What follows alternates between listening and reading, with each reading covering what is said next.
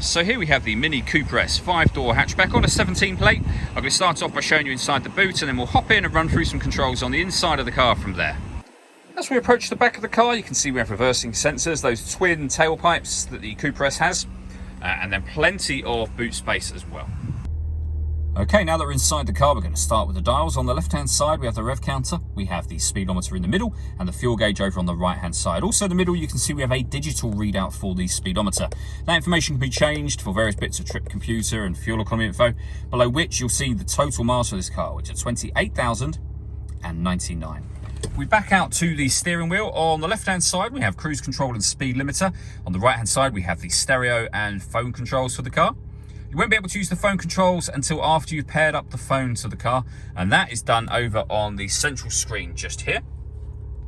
So you would go to your telephone heading and enter that menu. You would then pair your phone under Bluetooth devices just there.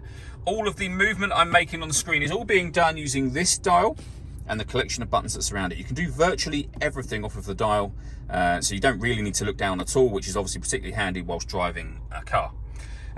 So you can access your radio with the dial. You can see we have FM, AM and DAB radio. You can go back a page from there and access multimedia, which is where you can listen to your own music. And there's a number of ways in which you can do that. So we have USB input, Bluetooth audio, and also auxiliary input as well from there. And on top of all of that, we have satellite navigation. We have the extra wide screen in this car, so really nice clear color display, as you can see. There's a full video showing how the sat-nav in a Mini works, which you can find on our website and also on our YouTube channel as well.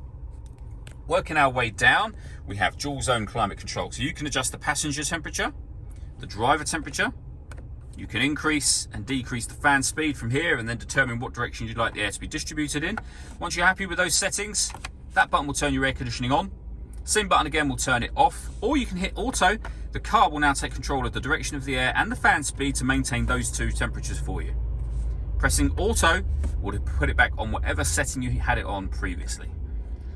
Beneath that section, we can recirculate the air that's in the car. That's a great way of heating it up or cooling it down quickly. We've got a heated driver's seat with 3 heat settings, and then the same over here for the passenger side. Beneath that, we can turn off the traction control. We can turn off the stop and start for the car. This car's designed to cut out when it's stationary in traffic to save you fuel. That system's off when that orange light shows. And this button starts and stops the engine for the vehicle. Beneath that, we have USB and auxiliary input, a 12-volt charging socket, and then the 6-speed manual gearbox. All that leaves me to say is thank you for taking the time to watch this video. If you'd like to come and see the car in person and have a test drive, please feel free to call any of our MJA sites. We'd love to hear from you soon.